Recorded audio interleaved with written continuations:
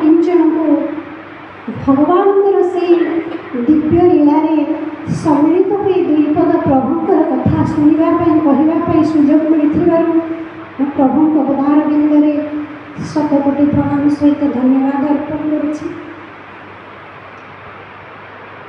मु कौन से विद्वान साधु सन्थ बा कौन से प्रवचक नुह। मुझे ढेंकानाल माटीर छोटिया झीटे जी निज जीवन को केवल ईश्वर से भावभक्ति तंकर से नीति आदर्श को किसी कानिजाए जानापी इच्छा करी ये जीवन को पाद तले अर्पण कर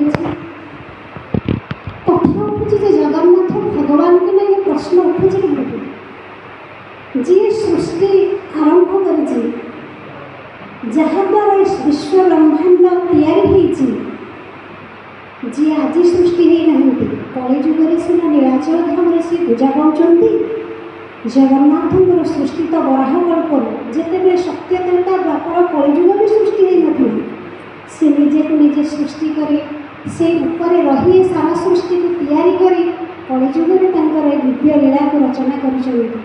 जहाँ पाद तले 33 कोटी देवादेवी निजोगी घुटुंट जहाँ अर्धांगिनी माँ पद्मलया लक्ष्मी तेणु से महाप्रभुंर पदकमल आम समस्त